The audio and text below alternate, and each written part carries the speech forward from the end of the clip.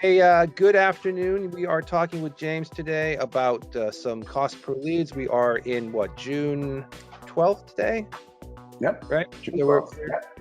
We've made it.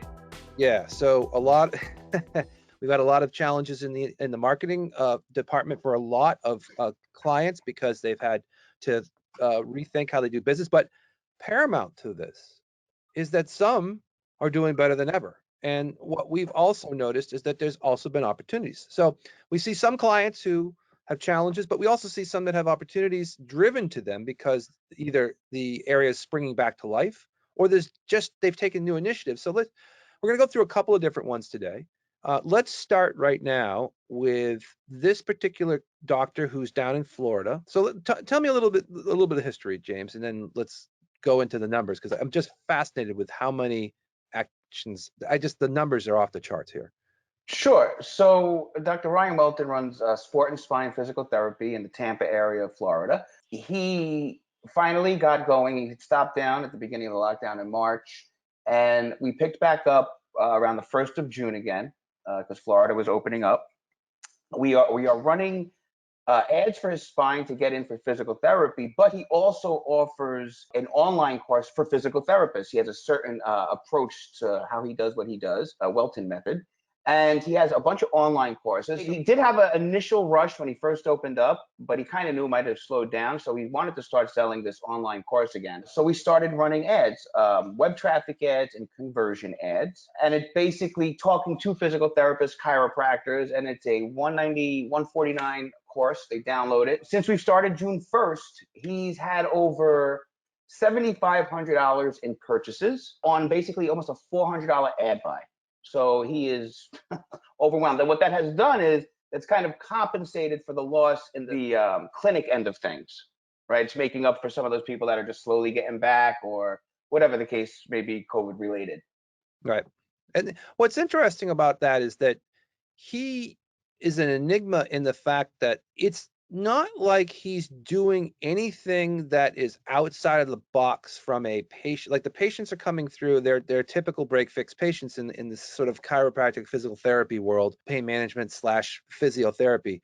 But I guess the question is, he seems to have got or hit a nerve with the reach, and now he's even doing other countries. Yeah, which so I got is a call amazing. this morning. Yeah, I got a call this morning. He's like, he knows that there's a demand in Scotland, Ireland, and England for what he is teaching. So we just opened it up literally right before we got on this podcast. I just saved it, and now we're on 2 continents. So 4 countries he's putting out, and I'm sure that he'll do great. Take a look back in a couple of days, but from what we've done so far, he's absolutely killing it. And the web traffic conversion campaign approach is get a lot of people into his target audience, and then we're doing a bunch of retargeting on the conversion end of things, and he's absolutely crushing it. Yeah, so for his typical conversion campaigns for the physiotherapy, it's about $37 a lead, it looks like. Yep. Is that what that is? And then his downloads, I guess, of his information around 24 cents per result. But I think that's a part of it. But here's the thing, they are also purchasing off the web traffic campaign. So even though there are 8 conversions on the conversion campaign, he's getting a ton of them just going right to the site and signing up, right? So that we don't track as conversions, we track as link clicks. But yeah, because it says here, he's only at 8 checkouts, but that's just a portion of them. I think he says he had something like, what was it, 30, 35 purchases of what he does, upwards of $77,000 or something like that. He's gotten like a 12-to-1 return in less than a week. So right. Well, and we know that that's part of the deal, right? So we try and tell people, like, look, your competitors aren't typically running ads right now. They're scared. They're under their pillow or their blanket, with their mask on, where there are other people who are out there running ads and taking advantage of a market that's springing back to life. And it's like the stock market, right? You got to make hay while people are scared. Find the new revenue streams. Well, not new ones. This one actually he had, and it just kind of sat by the wayside. Never had anybody manage it, and it approached me, the beginning of the month, and it's like maybe we can restart this revenue stream again. He had tried it, and he did all right, But I sent you over the email he sent me. He's like, "Oh, you're really good at what you do." That's what we do all day. We just Yeah, sit here no, in front of the computer. it's different people, and that's why I say, like, there's ability to sell your ideas as Yeah. well. And so Yep. and this is what this podcast is about, to look outside the box about things that you can do to make revenue in some trying times. In some cases, there's just more than just what you could potentially think about on the table. You can sell ideas. There are courses to be sold. There are tons of opportunity. People are looking for things to purchase with their revenue and their check that they purchased from, or they got from the government. So let's move on to the next one. Why don't we talk about another outside of the boxer? Key clinics. Yeah, this is an awesome story. Yeah, so we have a spine doctor in the Cleveland, Ohio area. Actually, we expanded out to North Dakota last week or 2 weeks ago. But he's having the same issue that all spine doctors and all surgeons are having at this point, which is people are fearful of, coming in and getting surgery done at this point, which is understandable. What we've been doing is he's been doing a pain assessment tool, right? An online pain assessment tool. So it's not a kind of a hard sell, sign up, get an appointment. It's a conversation starter. Right. Right. And just from this month alone, he's gotten 25 at $6 per submission. So, every $6 is a potential patient. Right. So, he's gotten had a lot of conversations. On top of that, to get people more comfortable with going to the doctor, we also promoted and hosted a Zoomcast about a new spinal approach that they're using. Not new, but a spinal approach that they're using, and to educate people on. So we've decided to, people are still kind of, they're not really sure if they want to come back in yet. There's a great time to educate them on what they do. So hopefully, and the goal is here, as after the first Zoomcast, the second Zoomcast, the third Zoomcast, people are going to feel more comfortable with him coming back in to get surgery or get checked up. And we had 25 people, at $2 an event response, so $2 for every person we had signed up, plus them $50 to have a really good Zoomcast. People asking questions, they were engaged. He picked up, actually picked up people that they're going to follow up on. Again, people that are kind of scared. We were right. We hit the nerve. We knew that there were going to be some people in the Zoomcast like, I'm not sure to go back to the hospital. I'm on surgery and open me up in a COVID. So here we go. This is the next phase of COVID. All the governments have phases, right? So marketing has phases also. So we have noticed the lockdown phase. People went through it. They did great. People didn't. They didn't. Now we're opening back up, and now we're going through phase 2 of, hey, we're open, and especially in the medical field, we're safe. Come on in. You need. People are dying and getting hurt from other illnesses, right? And some people don't understand that yet. They've just kind of been lost. So that's what this did. Yeah, and I think this is the issue, right? And a lot of doctors will learn from this if they watch it, is that your face on a Zoomcast telling people it's okay is 10 times better than us running pay-per-click ads right now, or us running any like offer or any, because it's not going to work. And the sad thing is that I'm just seeing a lot of money thrown into the market where the market's not ready to purchase yet. But you could start to collect patients, and get them ready to be, if you're patient enough to have the patients come to you in maybe a couple of weeks or a month or whatever.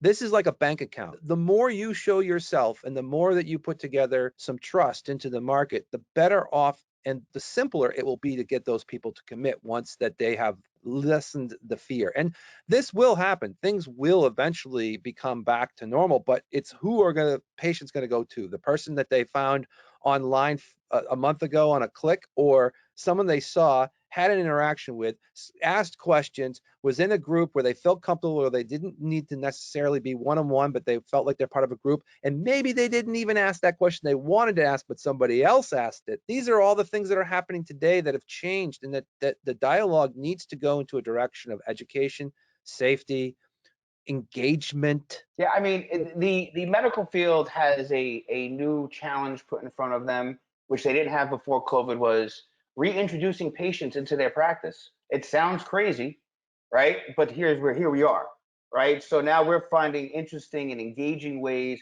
Another thing that the Zoomcast, another thing you can also do is, if you're not, I know some doctors are just really not video friendly, then start an email list, capture people's email addresses, right? You can also do that and do kind of a follow-up using our profit engine system, a kind of nurture system of emails and text message, basically educating what you would do in a Zoomcast, but doing it via, an email or a text or so forth. So there's a couple of ways you can do this educational approach to medical marketing too. It's not just a Zoomcast. I know some some doctors just fear it. They fear the camera. Well, Not hams like us, Matt. it can be a post, right? So you can take that Zoomcast now and use it as a piece of content, which is what people could do with the email list. So let's just say, you could double up. You could do a Zoomcast, whether there's on people, who are on it or not, but then you use that as a pivot point to get people to come back to it from an email blast, Correct. right? Or you could just do a video and talk about the things, safety precautions, all the stuff that you're doing, and then blast that out. Or you could take that and put it in the Facebook. There's so many variables, but the challenge, I think, for most of these individuals who are maybe holding back on these decisions is that you just can't throw money at these solutions anymore. It doesn't work like that. And not money. See, and here's the other learning curve. Everybody's learning over again. This is not March 14th, right? The way you advertised then is not now. It will get back to that at some point. But for the foreseeable future, you've got to be, in this particular niche, for sure. In this niche, in medical, yes, in medical, obviously. You want to get your hair done or your nails done, it's no big deal. But yeah, okay. So let's move on to the next one, which is more traditional for us, which is a aesthetics clinic with just bombing the crap out of the market right now and getting a ton of leads.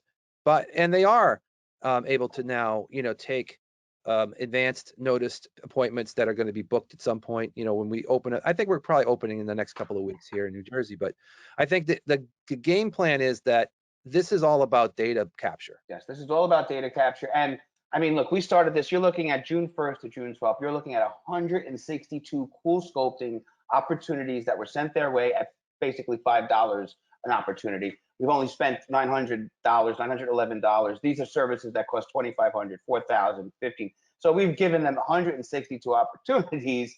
The return on this is astronomical.